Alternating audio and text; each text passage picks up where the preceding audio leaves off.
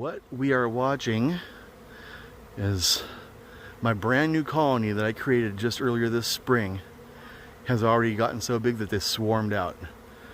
And I just happened to catch them while they were leaving the hive. We've been watching them for the last half hour, banging on a bucket because banging seems to make them think it's thunder, and they tend to find someplace lower to create their bivouac. And lucky for us, they've chosen a tree that's here in the yard instead of somewhere else. They are just starting to settle here on this branch. It's getting bigger. And the ball is getting larger and larger. And let's see if we can get it. When I started standing here about 10 minutes ago, I could see the cluster or the air getting thicker. Oh, hello. Yeah, they're aware of me. Oh, well. I think that was, there we are. That was probably just an accidental one. No, I think they're just so thick in the air right now that they're crashing into me. So now I have to go find equipment to collect this. That is getting very thick, but I have to go get some equipment now so I can collect this colony, because that is my expensive purebred queen that I just bought a few months ago, and half of my bees, and I don't want to lose them. So there will be more updates on this later.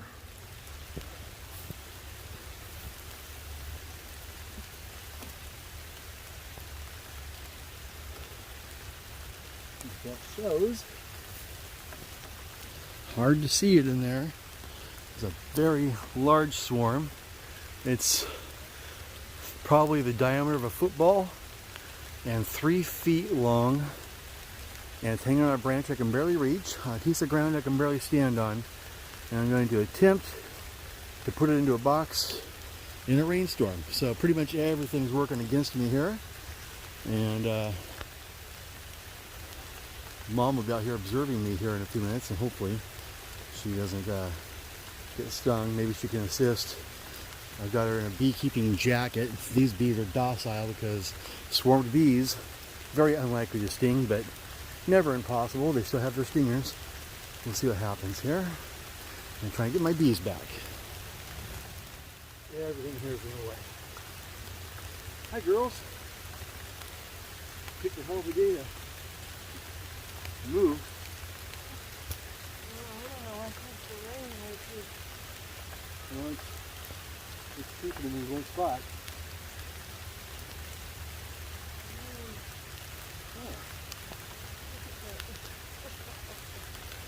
It's like picking clusters of grapes. We'll leave you in there. I never picked grapes, but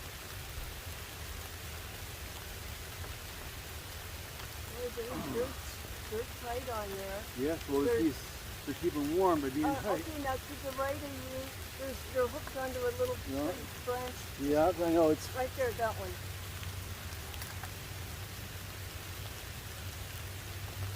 Hi, ladies. You bring your sisters down here?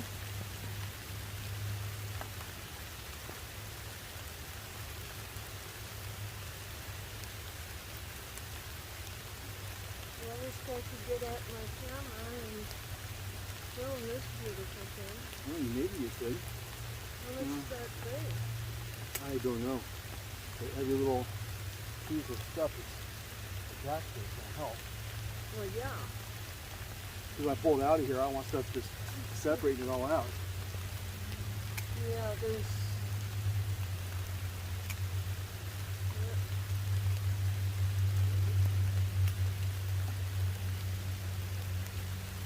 Get rid of some of this attached stuff so I can see better what's going on. Are you going to be able to reach that main one to put it? Probably not with these little guys here. And I won't be able to hold it by anything. I'm going to have to try and lower the whole thing. Oh, hello. Where'd you all come from? You got one sitting on your back of your right. It isn't moving much. Okay. I see. Let's see if the ones that come loose. There we go.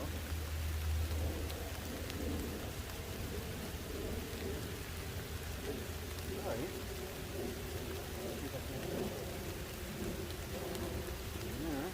A few stragglers here. The branches up there. Really bogged down here.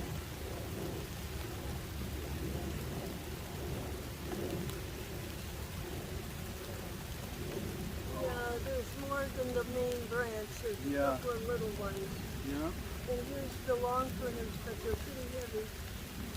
Well, They're starting to fly around you want to a telescope little out? Huh? Is there a way you can stand in here and cut that branch? bit. If I No, could, no, you can't get up in here and do it? If I can don't- hold that box up there? I don't think I can get up high enough to reach that. There's more than one in there. Yeah. Let me let this go. Oh.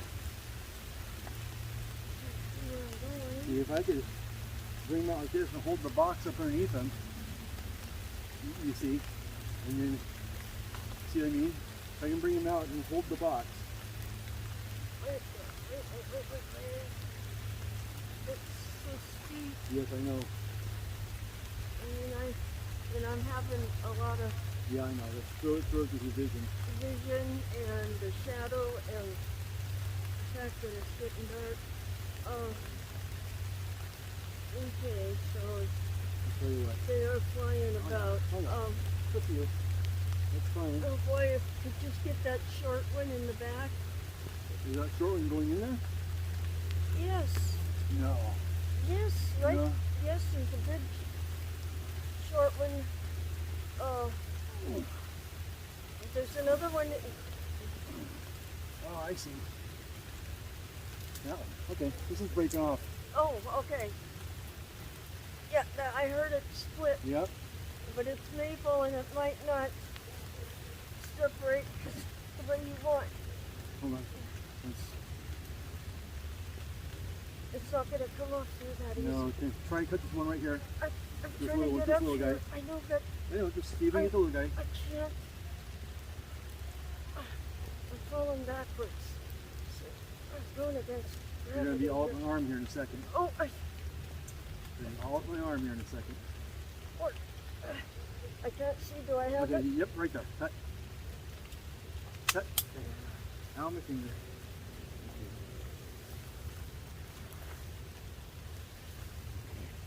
Nothing else going in there? Yep, go ahead and cut it up. Cut it a little lower. Come lower. Yeah. Go right. Oh, come right above my hand.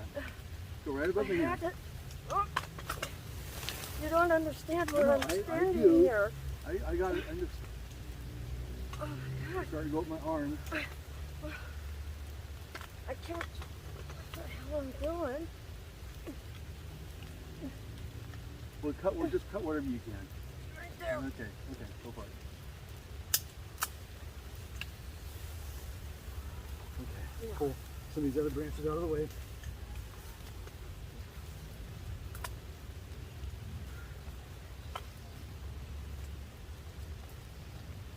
All right, ladies. Want me to cut something Yes. here? Cut right there. Where? Right below my hand. Or between my hands. Between my hands. Can't see Right. where your hands Right. are. Hold on, try to get it. Hold still. I can't see. Right there. Cut. Need to cut that nice big branch. I know, but it was already broke. I know. It was already broken. So, Oh, look okay, at so you got that. some airborne above you and a few little clusters. No big deal. Nope, These girls will find their way. they're not threatening. They will find their way home.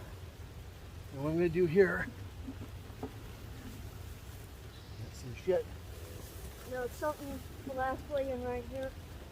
What is that shiny? That? It's a rock. Oh, it's Yeah. it's like okay. I'll take your word for it. I gotta get out of here before I end up after the tea kettle. Okay. What? I said okay. Oh, We got him. Get off me, ladies. Time to go home. We got a new house. All right.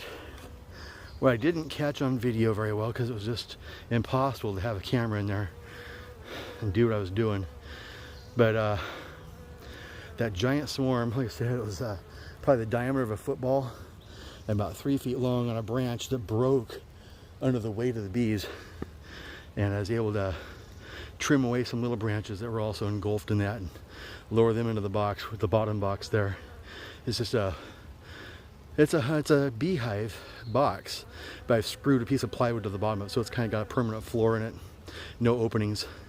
and I usually use that to store frames and equipment and stuff in, but it doubles as whatever, like this. We can use it for bees catching swarms or whatever, and it's the first time that I've done that. But I've had that box for 2 years now. It used to be part of the original hive in the stack. So what we've got here is we cut down, I had Mom help me. I was able to pull down that big branch that they were all attached to after we cut away some of the little ones that were passing through. Got the big main swarm all in one shot, like a gigantic cluster of grapes.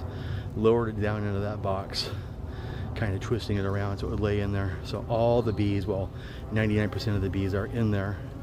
And they're just laying in there, very docile. Not sure what they're doing because they're, you know, in their swarm mode. They're like probably ready to sleep for the night or, you know, rest. They're full of honey. They're conserving their energy for when they find their new home so they can get to work building their new home. And they don't know where it's going to be yet. And now suddenly I just chose it for them, probably. They still have to accept it.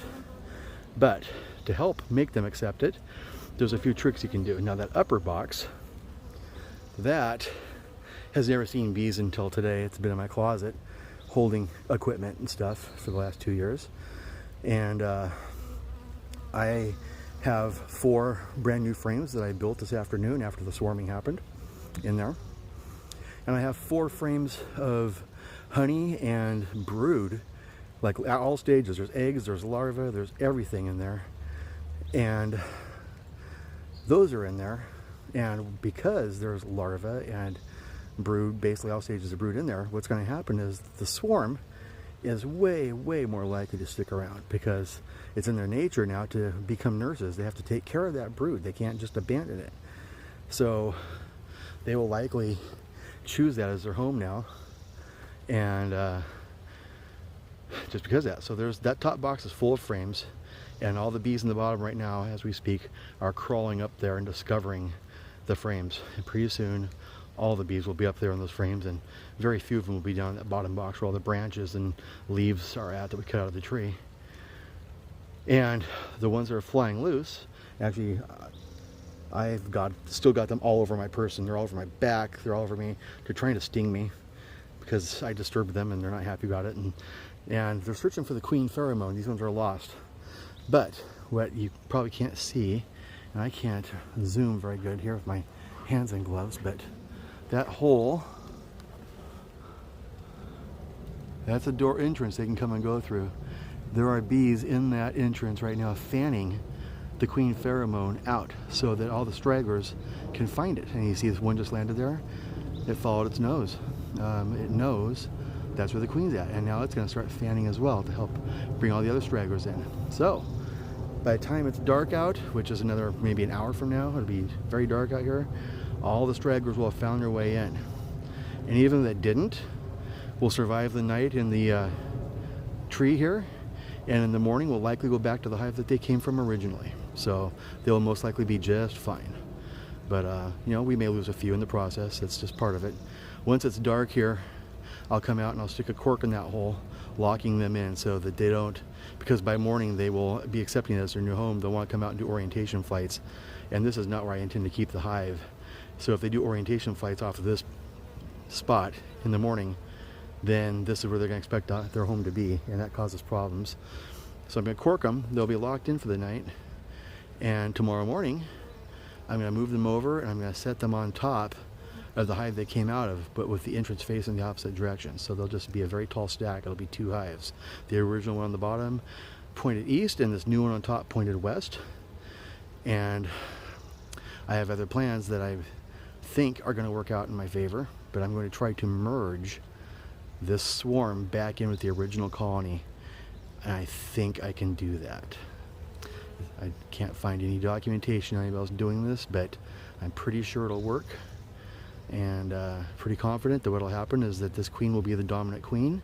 These bees will all be loyal to her, and any new virgin queens that are emerging in the other hive that were intended to replace her in that hive after the merge happens, they will just, you know, they'll assassinate those girls, and they won't be a problem. And this was queen, my expensive queen will still be the queen, and there'll just be another box in the stack and 8 new frames. Now I've said that I pulled 4 frames out of the other box in order to put in this one to try and lock them in with larvae. I have 8 more brand new frames that I installed in place of the 4 that I, or 4 more frames I installed in place of the 4 that I took out of the original hive. So in all, after the merge, there's going to be a total of 8 new frames for them to work on. Drawing out comb. I really don't want them, and really did not want my bees comb building this close to honey season. But because it takes 8 pounds of nectar to make 1 pound of comb, and that could all potentially be honey instead of comb. But here we are. I don't get a choice. They've left me no choice. So this is how it's going to be. So anyway, there we are. So here we are back in the apiary, and what you see there ahead of you in that hive that's center screen is that 3rd box in the stack, the light colored one. That's the one that contains the swarm. And on the ground here, there's the box I actually lowered the swarm into, and then I put that box on top of the swarm with frames in it, and they crawled up in there just like I said they would, and started taking care of those frames. And they are out of swarm mode, and they went back into colony building mode, so they got it out of their system. So that's good. And here's the unconventional thing that I did that I can't find instances of anybody else doing, so I am taking some chances here, but it's very educated chances. So you can see there's a piece of paper, a little bit of paper bag poking out of the seams there between that very light colored box and the one beneath it. And I'm doing a combine just like I did a few weeks ago with the swarm in the upper box, the light colored box, and the original colony, what remained, less than half of the original colony in the bottom 2 boxes, and I'm recombining them. They're going to go back into being 1 colony instead of 2 colonies, but now they've got 50% more living space with that 3rd box and the additional frames that are in there. And if there's any virgin queens in that lower part, well, the bees are going to be loyal to the original queen. That's my theory. They will dispatch those new virgin queens. They don't have any power in this situation. They really don't. And so I strongly believe that my good queen that I captured will become the dominant queen and will rule this hive. And then furthermore, making sure they have plenty of space, because space was part of the reason they swarmed. And it's time. I've got the honey super on top. That's where the honey comes from for me, for our consumption. And that gives them, again, more space for the bees to do stuff in there and work. And so they've literally doubled the amount of space they have to work in a few days, when all that paper's been chewed through between those, what is currently 2 colonies. They may have already chewed through it. For all I know, it's already combined. I did this yesterday, and they were pretty fast. It could already be combined, but in a couple of days, I will remove that shim with the opening in it, and take out any remaining paper, and just put that box directly on top, and then they'll all be forced to use the original entrance on the front side, and things will be normal. But we do have a taller hive than I anticipated this year because of that swarm. Now over here on the other one, similar, I went ahead and I removed all the feeders. I'm no longer feeding my bees. They are definitely bringing in little bits of nectar from somewhere, and prime nectar season starts here in just another week, so it's time. Took away their feeders and installed the honey super there on top. So once again, we are ready to start letting these bees make honey. Let's hope for an amazing honey season this year. Weather permitting, we'll see what happens.